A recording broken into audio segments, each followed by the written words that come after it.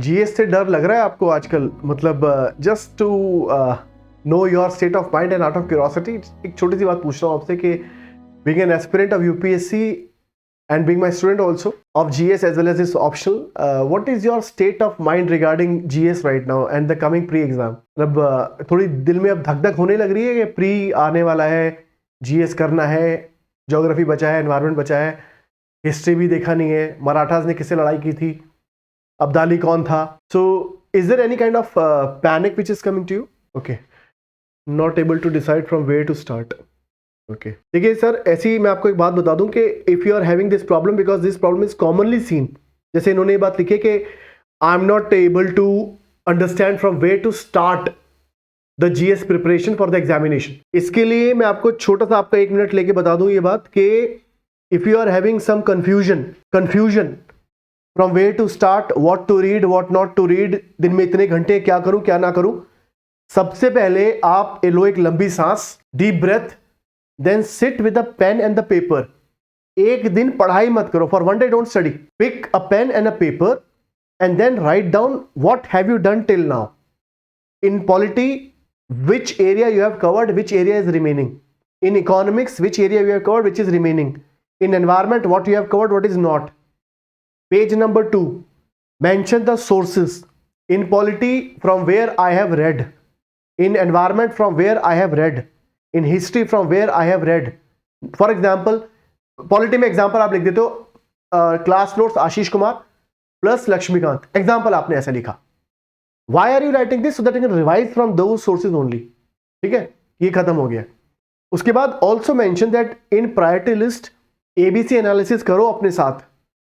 In priority list these are the subjects which are most important, but this subject requires much attention and I have not given it due attention. So craft some time कि भाई after February I will be dedicating this much time to this subject, this much time to this subject.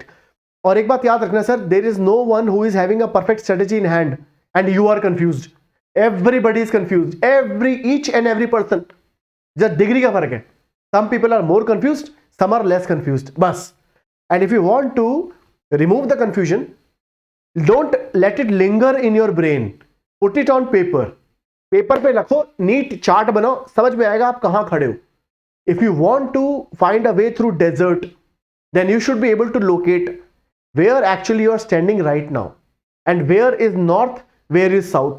तो आप paper लो और उस पर chart out करो सारी चीजें कि मैंने अभी तक क्या कर लिया है, क्या बचा है. Strategise on paper. That strategy में चेंज रेगुलरली, उसमें कोई दिक्कत वाली बात नहीं है, बट एक बेसिक शुरू होगा ना.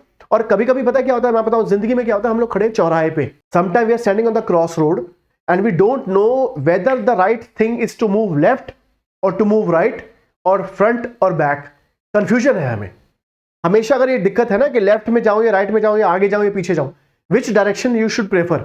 सर चौराहे पे खड़े हो, कोई भी डायरेक्शन पकड़ लो, यही होगा ना ज्यादा से ज्यादा कि टाइम ज्यादा लग जाएगा. कम से कम चल तो रहे हो, rather than being stuck at a point and keep thinking यार should I take this route, that route, यहाँ ट्रैफिक कम है, जैसे लिख भी रहे हैं कि जहां ट्रैफिक कम हो वो पकड़ लेंगे. भैया चिंता मत करो, क्योंकि आपको सब चीज नहीं पता हो सकता अभी ट्रैफिक कम दिखे, आगे ट्रैफिक ज्यादा हो. So in life you have confusion, don't keep standing and thinking, just do it, just start. So once you start, you start finding the ways also. अगर आपको कंफ्यूजन है कि मैं कहां से पढ़ाई शुरू करूं, क्या पहले शुरू करूं, एक छोटा मोटा स्ट्रेटेजी बना लो और पढ़ाई शुरू कर दो. कुछ भी शुरू कर दो चाहे तो, धीरे धीरे आपकी चीजें शेप लेंगी. अंडरस्टैंडिंग और नॉट? तो taking initiative is more important than taking the right and the best initiative, क्योंकि बेस्ट तो कुछ है ही नहीं.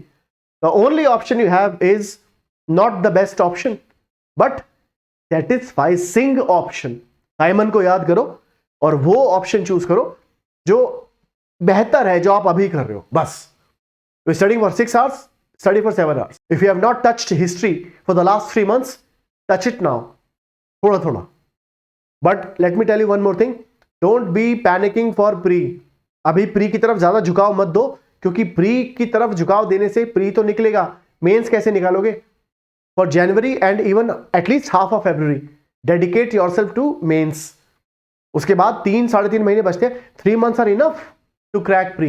And what you are studying right now also will help you in pre. ऐसा तो है नहीं कि ये काम नहीं आएगा. तो have no panic, no fear, just believe in doing it, just do it, Nike का है ना,